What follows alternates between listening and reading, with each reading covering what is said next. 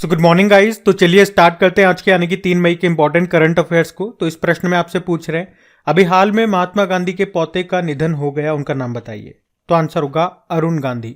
तो अभी महात्मा गांधी जी के पोते अरुण गांधी का महाराष्ट्र के कोल्हापुर में निधन हो गया। 14 अप्रैल 1934 को डरबन में मणिलाल गांधी और सुशीला मशरूवाला के घर जन्मे अरुण गांधी एक कार्यकर्ता के रूप में अपने दादा के नक्शे कदम पर चले। अरुण गांधी एक भारतीय अमेरिकी कार्यकर्ता, वक्ता और लेखक थे जो अहिंसा और सामाजिक न्याय को बढ़ावा देने में अपने काम के लिए जाने जाते थे। अच्छा, वैसे तो प्रश्न निधन वाला है और जब भी निधन वाला प्रश्न आता है तो निधन से संबंधित जो भी करंट अफेयर्स में प्रश्न हमने पढ़े मैं आपको हमेशा रिवाइज कराता हूं। लेकिन आज मैं आपको महात्मा गांधी जी से संबंधित कुछ प्रश्न आपसे पूछूंगा, आपको बताऊंगा, और वो प्रश्न ये होंगे जो आपके एग्जाम में पूछे जाते हैं। जैसे कि पहला प्रश्न कि ये प्रश्न एग्जाम में आया हुआ है, ध्यान से, कि दक्षिण अफ्रीका से भारत लौटने के बाद महात्मा गांधी ने 1916 में किस विश्वविद्यालय में पहली बार सार्वजनिक तौर पर संबोधित किया था? तो इसका तो उत्तर होगा बनारस हिंदू विश्वविद्यालय। कब? 1916 में। यहीं पे बनारस हिंदू विश्वविद्यालय में पहली बार उन्होंने सार्वजनिक तौर पर जनसभा को संबोधित किया था। वे दक्षिण अफ्रीका से भारत कब लौटे थे? 9 जनवरी 1915 को। इसीलिए तो हम हर साल 9 जनवरी को प्रवासी भारतीय दिवस के रूप में मनाते हैं। अच्छा, एक और प्रश्न ध्यान से सुनो कि किसने महात्मा गांधी जी को ब्रिटिश भारत की यात्रा करने और वहां की भूमि और लोगों के बारे में जानने की सलाह दी थी? तो आंसर होगा गोपाल कृष्ण गोखले। महात्मा गांधी जी गोपाल कृष्ण गोखले को अपना राजनीतिक गुरु मानते हैं। अच्छा, मुझे ये बताओ, चंपारण सत्याग्रह ये कब हुआ था और इसका संबंध किससे है? ये इसलिए प्रश्न इंपॉर्टेंट है क्योंकि भारत में महात्मा गांधी जी का ये पहला सत्याग्रह था। तो इसका संबंध नील की खेती से है। कहां पे हुआ था? बिहार के चंपारण जिले में। कब? 1917 में।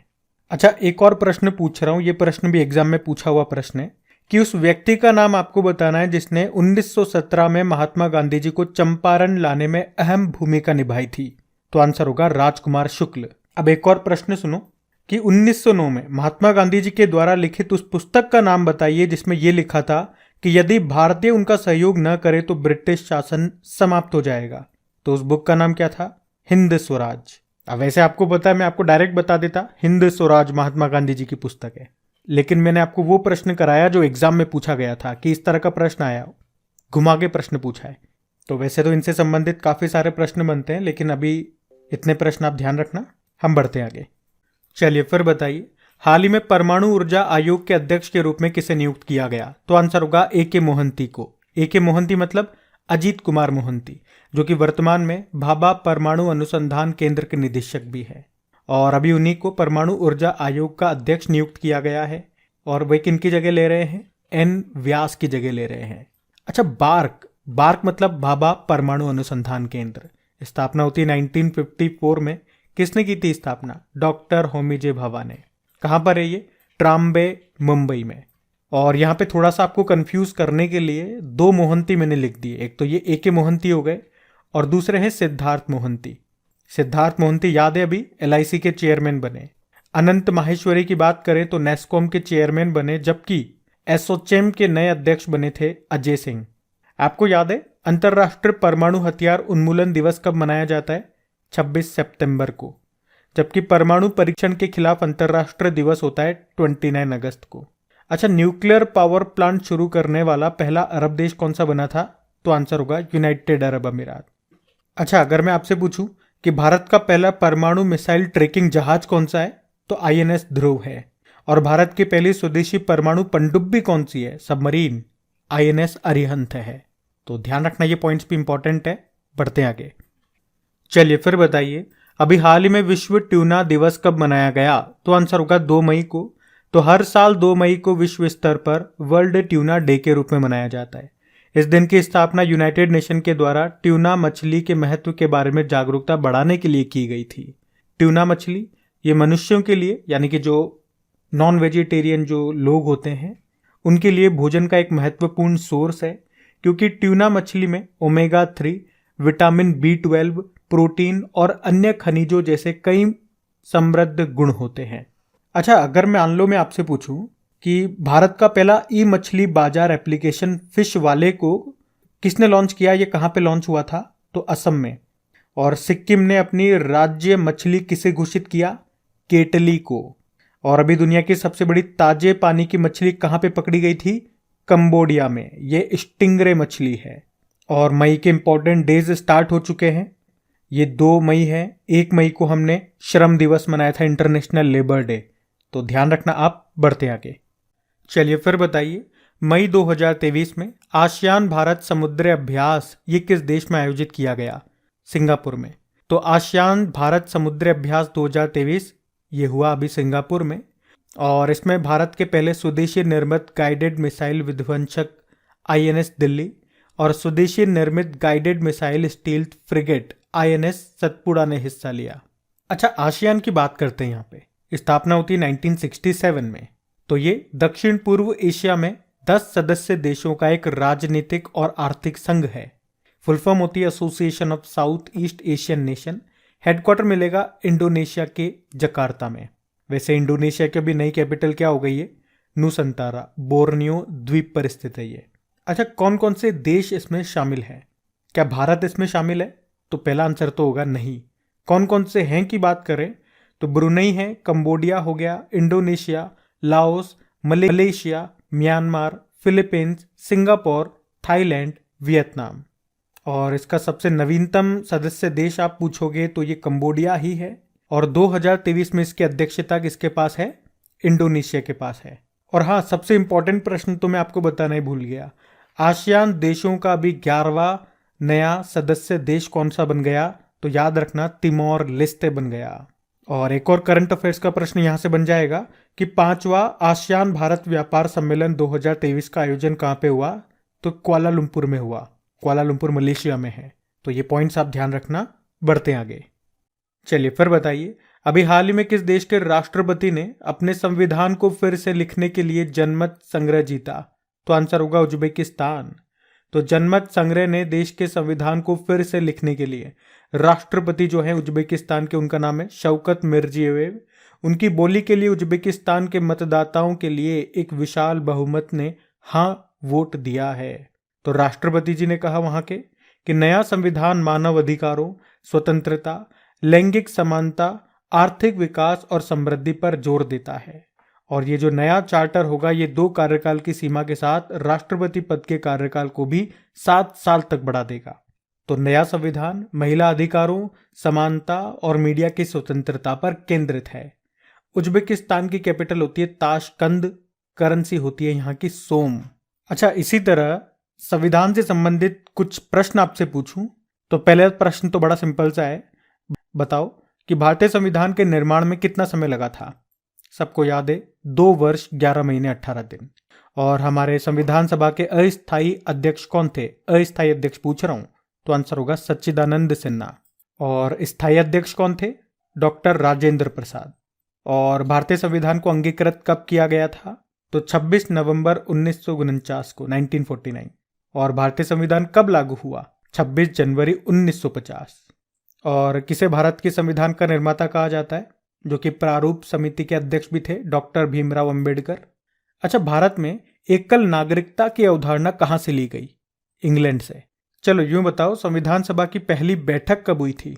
9 दिसंबर 1946 को। और एक और अच्छा प्रश्न है कि भारतीय संविधान का सबसे बड़ा एकांकी स्रोत क्या है? गवर्नमेंट ऑफ इंडिया एक्ट 1935, क्योंकि ज्यादातर चीजें यहीं से ली गई है। चलो यूं बताओ, भारतीय संविधान का पहला संशोधन किस वर्ष में हुआ था? 1951, 1951 में। और मूल रूप से जो संविधान था उसमें कितने अनुच्छेद और कितनी अनुसूचियां थी? तो 395 तो अनुच्छेद थे और 8 अनुसूचियां थी। तो ये कुछ प्रश्न है आपके संविधान से जो अक्सर एग्जाम में रिपीट होते हैं, बिल्कुल बेसिक प्रश्न है, ध्यान रखना। बढ़ते आगे, चलिए फिर बताइए, अभी हाल ही में पराग्वे के नए राष्ट्रपति कौन बन गए? तो आंसर होगा सैंटियागो पेना। तो साउथ अमेरिकी देश है पराग्वे, जिसके अभी नए राष्ट्रपति बन गए हैं सैंटियागो पेना। अच्छा, पराग्वे की कैपिटल क्या होती है? तो बोलने में थोड़ा सा अजीब सी लगेगा, एसुनकियोन इसको बोलते हैं, स्पेलिंग आप देख लो। और इसकी करेंसी होती है पराग्वेन गैरिनी। बाकी नाइजीरिया के प्रेसिडेंट बने थे अभी बोला टिनुबू, बांग्लादेश के प्रेसिडेंट बने मोहम्मद शहाबुद्दीन, और चेक गणराज्य चेक रिपब्लिक के प्रेसिडेंट बने पेट्र पावेल उनका नाम है। ध्यान रखना, बढ़ते आगे। चलिए फिर बताइए, अभी हाल ही में विश्व शतरंज चैंपियन कौन बन गए? तो आंसर होगा डिंग लिरेन। तो डिंग लिरेन अभी ये रशिया के इयान को हराकर 17वें विश्व शतरंज चैंपियन बन गए हैं। वे चीन के पहले विश्व शतरंज चैंपियन बने हैं। इनसे पहले नॉर्वे के जो चेस प्लेयर थे मैग्नस कार्लसन, वे 10 साल तक विश्व चैंपियन रहे थे। और आप जानते हो हमारे पहले ग्रैंड मास्टर कौन थे? विश्वनाथ आनंद। उनकी ऑटोबायोग्राफी का नाम है माइंड मास्टर। और सबसे पहले 1991-92 में राजीव गांधी खेल रत्न पुरस्कार उन्हीं को मिला था। वैसे इस पुरस्कार का नाम अभी मेजर ध्यानचंद के नाम पे कर दिया गया। पुरस्कार राशि को भी 7.5 लाख रुपए से बढ़ा के 25 लाख कर दिया गया। और एक करंट अफेयर्स का प्रश्न यहां से भी बन जाएगा कि 2022 में ये जो मेजर ध्यानचंद खेल रत्न पुरस्कार है ये किसे मिला? अचंता शरत कमल को। इनका संबंध टेबल टेनिस से है। और अगर पूछे पहली महिला ग्रैंड मास्टर कौन थी? हमारी एस विजयलक्ष्मी। वैसे वर्ल्ड चेस डे कब होता है? 20 जुलाई को होता है। और भारत में पहली बार चेस एकेडमी खुलेगी भुवनेश्वर में। अभी 2022 में पहली बार 44वां फिडे चेस ओलंपियाड हुआ था चेन्नई में, जिसका शुभंकर थम्बी था। उसे उज्बेकिस्तान ने जीता था। और अगला वाला 2024 वाला हंगरी के बुडापेस्ट में होगा और 2026 वाला उज्बेकिस्तान में होगा। अच्छा, वैसे चेस को रेगुलेट करने वाली बॉडी है फिडे, जिसका हेडक्वार्टर है लुजेन स्विट्जरलैंड में। और अभी इसके वाइस प्रेसिडेंट बन गए ये विश्वनाथ आनंद। तो ये जरूर याद रखना। बढ़ते हैं आगे। चलिए फिर बताइए, आरबीआई के अनुसार लगातार तीसरे साल बाजार उधारी में शीर्ष पे कौन सा राज्य रहा? तो आंसर होगा तमिलनाडु। तो आरबीआई के अनुसार बाजार से उधार लेने के मामले में तमिलनाडु लगातार तीसरे वर्ष पहले स्थान पे रहा है। दूसरे स्थान पे आंध्र प्रदेश है। कितना उधार है तमिलनाडु पे? 68,000 करोड़ रुपीस। अच्छा, वैसे बहुत टाइम हो गया तमिलनाडु को देखे, तो एक बार चलते हैं तमिलनाडु। ये रहा मैप में तमिलनाडु। कैपिटल चेन्नई है। चमड़ा अनुसंधान केंद्र आपको यहाँ मिलेगा। और भारत का पहला निजी रॉकेट इंजन कारखाना खुला चेन्नई में। और याद रखना, रिलायंस इंडस्ट्रीज, ये पहले तो यूँ बताओ किस राज्य में देश का पहला मल्टी मॉडल लॉजिस्टिक पार्क बनाएगा? तमिलनाडु में। तमिलनाडु में भी कहाँ? चेन्नई में। अभी तारकश मिलिट्री एक्सरसाइज हुआ था चेन्नई में। देखो, यहाँ के मुख्यमंत्री हैं एम.के. स्टालिन और इनकी आत्मकथा बायोग्राफी आई थी, उसका नाम है उंगलिल ओरुवन। गवर्नर हैं R N. Ravi. Sathyamangalam tiger reserve, जिसको TX2 अवार्ड मिला था, वो भी यहीं पर है। यहाँ का क्लासिकल डांस है भरतनाट्यम। 2 न्यूक्लियर पावर प्लांट आपको यहाँ मिल जाएंगे, कुडनकुलम न्यूक्लियर पावर प्लांट और कलपक्कम न्यूक्लियर पावर प्लांट। वैसे यहाँ की शास्त्रीय भाषा तमिल है। और एक प्रश्न और याद रख सकते हो कि शास्त्रीय भाषा का दर्जा पाने वाली ये पहली भारतीय भाषा है तमिल। जल्लीकट्टू त्योहार सुना है ना कई बार, तमिलनाडु का ये। और अभी हमने पढ़ा भी था, थानथाई पेरियार वन्यजीव अभ्यारण्य ये राज्य का 18वां वाइल्ड लाइफ सेंचुरी बना था। भारत का पहला हाइब्रिड रॉकेट कहाँ पे लॉन्च किया गया? तमिलनाडु में ही। और तमिलनाडु के समुद्री तट को क्या कहते हैं? कोरोमंडल तट। और केरल के तट को कहते हैं मालाबार तट। ध्यान रखना ये पॉइंट्स। बढ़ते आगे। चलिए फिर बताइए, अभी हाल ही में किस राज्य के स्वच्छ विरासत अभियान को हुडको पुरस्कार 2022-23 से सम्मानित किया गया? तो आंसर होगा उत्तर प्रदेश। तो आपको याद होगा उत्तर प्रदेश ने स्वच्छ विरासत अभियान को शुरू किया था। तो 75 पर्यटन ऐतिहासिक स्थानों को स्वच्छ करने के लिए था यह अभियान। और अभी इसी अभियान को हुडको पुरस्कार प्रदान किया गया। किसके द्वारा? Ministry of housing and urban affairs के द्वारा, जिसके मंत्री हैं हरदीप सिंह पुरी। आपको याद है 2022 में इंदौर 6ठी बार सबसे स्वच्छ शहर बना था। वैसे बात यहाँ पे उत्तर प्रदेश की है, तो ये रहा मैप में यूपी। देखो, उसकी कैपिटल लखनऊ है। लखनऊ गोमती नदी के किनारे स्थित है। और भारत की पहली पैरा बैडमिंटन अकादमी कहाँ पे खोली गई? लखनऊ में। ब्रह्मोस विनिर्माण केंद्र कहाँ बना? लखनऊ में। और हमारे जो रक्षा मंत्री हैं राजनाथ सिंह, उनका निर्वाचन क्षेत्र भी है लखनऊ। मुख्यमंत्री योगी आदित्यनाथ हैं। गवर्नर है आनंदीबेन पटेल। अच्छा, उत्तर प्रदेश से कितने राज्य सीमा बनाते हैं? 8 राज्य। एक यूनियन टेरिटरी है और एक देश भी बनाता है। कौन कौन है? जैसे कि उत्तराखंड, हिमाचल प्रदेश, हरियाणा, राजस्थान, मध्य प्रदेश, छत्तीसगढ़, झारखंड, बिहार। ये तो 8 राज्य हो गए। एक यूनियन टेरिटरी हो गया दिल्ली और एक देश हो गया नेपाल। यहाँ का राजकीय पक्षी है सारस। पशु है बारहसिंगा, जो कि मध्य प्रदेश का भी है। वृक्ष है अशोक का। पुष्प है पलाश का। और फल है आम। यहाँ पे आपको न्यूक्लियर पावर प्लांट मिल जाएगा, नारोरा न्यूक्लियर पावर प्लांट। और एक पॉइंट और याद रखना कि भारत का तो 53वां और उत्तर प्रदेश का चौथा टाइगर रिजर्व बना था अभी रानीपुर टाइगर रिजर्व, और अभी भारत का 33वां और उत्तर प्रदेश का दूसरा एलिफेंट रिजर्व बना था तराई एलिफेंट रिजर्व। अभी हमने पढ़ा था उत्तर प्रदेश 2030 तक सरकारी विभागों में 100% इलेक्ट्रिक व्हीकल प्रयोग का लक्ष्य रखने वाला पहला राज्य बना। अभी one world one TB summit का आयोजन हुआ था वाराणसी में। अभी वन वर्ल्ड टीबी समिट का आयोजन वाराणसी में हुआ था। खेलो इंडिया यूनिवर्सिटी गेम्स का भी तीसरा संस्करण होगा उत्तर प्रदेश में ही। समग्र शिक्षा अभियान को उत्तर प्रदेश ने शुरू किया, और हर घर में आरओ का पानी पहुंचाने वाला उत्तर प्रदेश का पहला गांव कौन सा बना? भरतौल। शंघाई कोऑपरेशन ऑर्गेनाइजेशन की पहली कल्चरल एंड टूरिज्म कैपिटल कौन सी बनी? वाराणसी। और रोपवे सेवाओं को सार्वजनिक रूप से उपयोग करने वाला पहला शहर कौन सा बना? तो भी आंसर होगा वाराणसी। तो ध्यान रखना ये पॉइंट्स बढ़ते आगे। फिर बताइए, अभी केपलर के आंकड़ों, उसके डेटा के अनुसार यूरोप का टॉप रिफाइनरी आपूर्तिकर्ता देश कौन सा बन गया? तो आंसर होगा भारत। तो केपलर के डेटा के अनुसार, इसने एक डेटा जारी किया, उसके अनुसार भारत सऊदी अरब को पीछे छोड़ करके यूरोप में रिफाइंड फ्यूल का सबसे बड़ा आपूर्तिकर्ता देश बन गया है। और आपको याद हो तो रूस यूक्रेन युद्ध के दौरान रियायती तेल दरों की पेशकश करके जो रशिया है, ये पहली बार भारत के लिए एक महत्वपूर्ण आपूर्तिकर्ता देश बन गया था। और अभी हमने पढ़ा था कि भारत सबसे ज्यादा एक्सपोर्ट किसको करता है? अमेरिका को करता है, और दूसरे नंबर पे यूनाइटेड अरब अमीरात को। और भारत में कौन सा राज्य सबसे ज्यादा एक्सपोर्ट करता है? तो गुजरात का जामनगर। अब हम कल के करंट अफेयर्स का क्विक रिवीजन करेंगे। तो पहला प्रश्न पूछा था विश्व श्रम दिवस कब मनाया? 1 मई को। अगला प्रश्न पूछा बैंक ऑफ बड़ौदा के नए मैनेजिंग डायरेक्टर कौन बने? देवदत्त चंद। फिर आपसे पूछा अभी किसने गीगा चैट लॉन्च किया? तो आंसर होगा रशिया ने। फिर आपसे पूछा डॉक्टर एन गोपाल कृष्णन का निधन हो गया, वे क्या थे? वैज्ञानिक।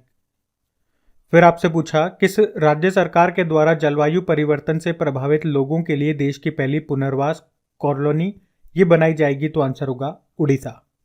फिर आपसे पूछा अभी किसे ग्रीन वर्ल्ड अवार्ड्स 2023 के तहत ग्लोबल सिल्वर अवार्ड से सम्मानित किया गया? चेन्नई मेट्रो। फिर आपसे पूछा अभी हाल ही में गंगा पुष्करोलु कुंभ का आयोजन ये कहां किया गया? वाराणसी में। फिर आपसे पूछा अभी हाल ही में पहला सिंथन स्नो फेस्टिवल 2023 का आयोजन कहां किया गया? जम्मू कश्मीर। फिर आपसे पूछा Azerbaijan grand prix formula 1 race का खिताब किसने जीता? सर्जियो पेरेज ने, ये रेडबुल के ड्राइवर है। और अगला प्रश्न पूछा कि आर्टिफिशियल इंटेलिजेंस के गॉडफादर के नाम से कौन मशहूर है? Geoffrey Hinton. इन्होंने भी गूगल से इस्तीफा दे दिया, तो नाम न्यूज में था। बाकी देखो, अगर सेशन पसंद आया तो प्लीज वीडियो को लाइक जरूर कीजिएगा और अपने दोस्तों के साथ में इसको शेयर भी कर देना। बाकी इनकी प्रैक्टिस के लिए क्विज बना करके अपलोड कर दी गई है आपकी क्रेक एग्जाम चैनल पे, वहीं पे पीडीएफ भी आपको मिल जाएगी। अब होमवर्क प्रश्न देखते हैं और सेशन एंड करते हैं। तो कल के वीडियो में आपसे पूछा गया था विश्व हीमोफीलिया दिवस कब मनाया गया? तो आंसर होगा 17 अप्रैल को। आप सभी ने प्रश्न का बिल्कुल सही उत्तर दिया है। अब ये रहा आज का आपका होमवर्क प्रश्न।